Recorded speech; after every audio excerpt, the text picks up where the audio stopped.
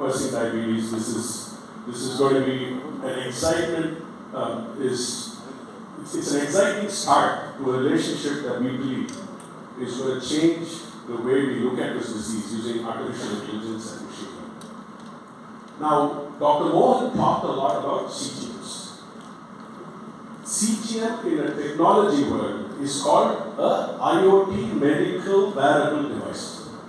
Internet of Things, IoT, medicine, wearable. So, if you think about a CGM, a continuous glucose monitoring system that people wear, it's got two parts to it. There is a processor inside it, a microcontroller of sorts, that does the computation.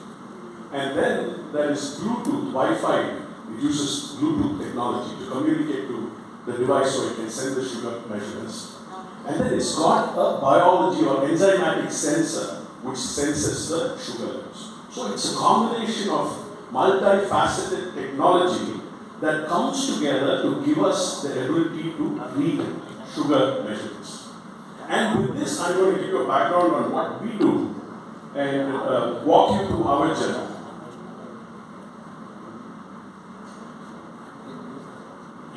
Customers across all devices and all verticals. And that's what we do at MDRF. And I'll quickly go through the journey. We started the company in 2004 in Silicon Valley.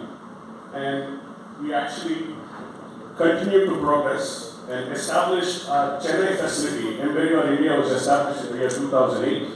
And we have continued to grow throughout these last 8, 9, 10, 11 years, and we've been supporting lots of customers in lots of different verticals, building software across many different industries. So we are a company that's been around for almost 20 years now. This July will mark the 20th year of embedUR.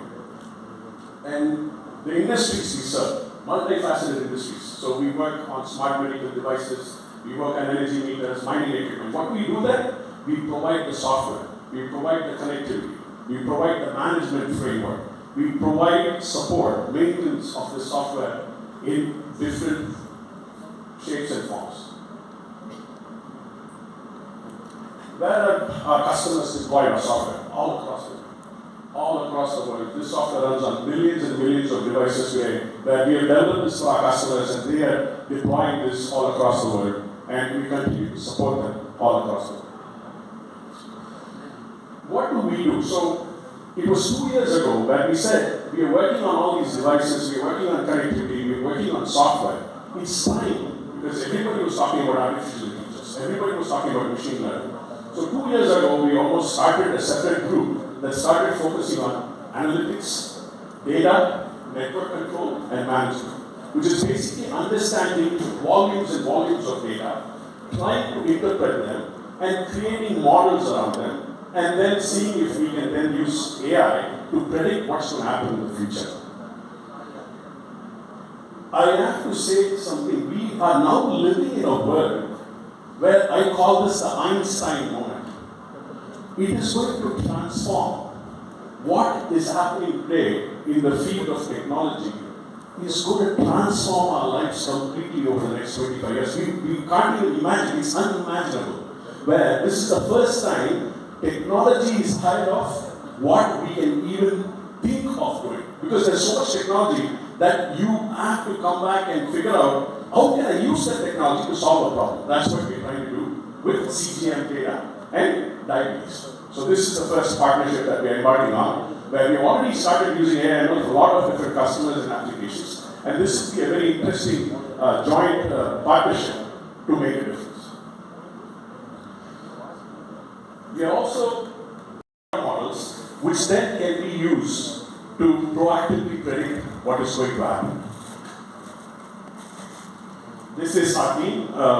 We have our VP of Technology and Head of Sales from the US also present today, and we have our Head of Engineering, Director of Engineering from India, and Head of Operations. All of them are present today, and it's a very exciting and proud moment for all of us. And we want to work together. This is the first start. It's a small start, like Dr. Mohan said.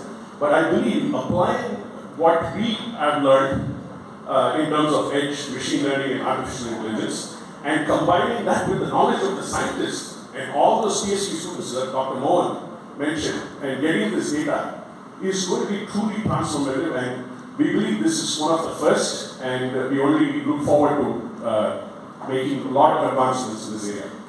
Thank you.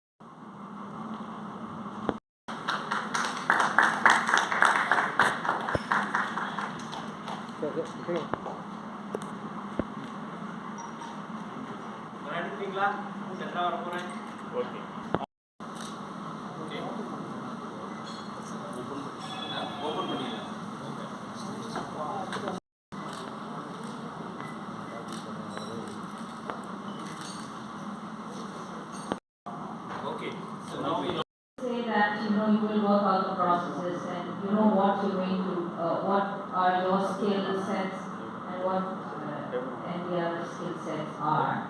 But can you give us an idea of how exactly, what are the points that you will be touching on first? What is your how are you going to handle this technically? What's your goal? You might have short-term, long-term goals. Do you have? Can you tell us about your short-term goals? How are you going to get at the? Yeah, thanks for that question. So, like Doctor said, it's the first step where we are going to get data from these CTMs through MDRF. So we will get samples of, say, X numbers or Y numbers. So once we get those samples, our first step is going to be interpreting time, duration, level. So we have certain markers as part of what we've discussed, where low sugar levels, high sugar levels, duration of low sugar, duration of high sugar. So there are like 8 or 9 different data sets. It's first collecting that data set from X number of patients, randomized, and then starting to understand and see if we can find patterns. What is artificial intelligence all about? It's about the human brain. When we interpret something, we look at patterns and we interpret it. And here, it's basically having the processor and the neural network trying to understand patterns and create something out of it. So, first step would be for us to categorize the data, understand the data, and then see how we can create some sort of a model out of it. Then, once we have the model, maybe model won't be possible with maybe 10,000 patient data. Maybe we have to have more. So those are things that we have to work out with their scientists as the process continues. But the eventual goal, at least for phase 1, is understand the pattern, see if we can train and create a first model that can do some sort of first level prediction. If we can get there, that is a big goal. That's a big achievement for us. Then from there we continue to the next steps. So now they will then share those patterns with us to see whether it makes clinical sense. Sometimes it will make very good clinical sense and we say, why didn't we think of this before? That will be the best thing. Sometimes it may not make clinical sense. And we say, well, can this be some kind of an artifact, which is statistical artifact, just nothing to do with the truth. Then we say, alright, then we have to test it again now in another set of, so the first is the training set, and then is the the next set where we are trying it out, the definitive set. Suppose the same thing comes up again, then we say this cannot be a coincidence. Twice we have done it, and it has come. So what can be the mechanism? What is this telling us, and why should we be knowing about it? I'll give you a very good example. Then you will understand how science progresses. For years, after the Human Genome Project was published in 2000, people said, the moment the Human Genome Project was published, we know all about the human genome. That will be the discovery of everything. To our horror and to our surprise and our disappointment, we found even nothing after the human genome. One big set of genes came, and we didn't know what to do with it. until then, what had happened was that we go by hypothesis-driven research. So we know what are all the insulin pathway, secretion pathway. Oh, there's one gene here, there's one gene here, and so this gene must be the one connected to that. That's how human brain works. And all the genetic studies until then had been based on individual genes, individual SNPs, and all that. We were saying, oh, okay, it's not correlating so well, this is not the way. Then came, so that is hypothesis driven, where you have a hypothesis. This is how insulin works, this is how insulin is secreted, there are 10 genes here, there are 20 genes here, so this must be the ones associated. What we don't know is, after biology we don't even know. Okay, what we know is very little compared to what we don't know. So then we started doing what is called as genome-wide association studies. Don't do anything, just take some 20,000 diabetic patients, 20,000 without diabetes, and run one gene, complete genome-wide scan you do. Suddenly, which are totally unknown, we don't know anything about them, and that is how the PCS7 gene was discovered. Huge rates, so they're called as Manhattan plots. You know how high it goes, it gets stronger in the association. So when the first one showed us PCS, nobody knew what is PCS7 is. It's part of what is called as the WNP signaling. That pathway itself had never been studied. So when this thing came out, what is this? Junk has come out. Then it was done in another set of, in some other population, another 20,000, same thing coming out again, same thing again and again. Every population was studied. That became the strongest gene associated with type 2 diabetes. Then people started asking, what is this to do with diabetes? What is this pathway? And then the reverse biology started. All about WNP signaling pathway started only after the discovery came. Now this is called a non-hypothesis generating approach. You don't know anything. You're just testing the water. And something suddenly comes out. Now a human brain cannot do that because it doesn't know what it doesn't know. So you cannot just go and say, okay, I'll find one PCS7 gene. You will never, 29,000 genes, you'll never pick up that one particular gene. So that is, in a way, when you start collaborating, he knows nothing about diabetes. And I know nothing about, this artificial intelligence thing. Only when you work together, the chance of a true discovery, otherwise we are biased. We'll always go with the insulin pathway, we'll go with some other pathway, we'll go with something else. We'll make incremental changes. It won't be a game changer. If you really want a game changer, for example, if you have all this fluctuation, what does it mean? Is somebody's lifespan being reduced? Is somebody going to develop heart attacks? Is somebody going to develop kidney disease? Is somebody going to develop eye conflict? We don't know. There is no such data. We have the world's largest diabetes data by far, 640,000 patients followed for 30 years. That's the world's largest database of diabetes anywhere in the world. I think next 10 centers will join to get that kind of numbers. So if we are not able to do it, nobody will.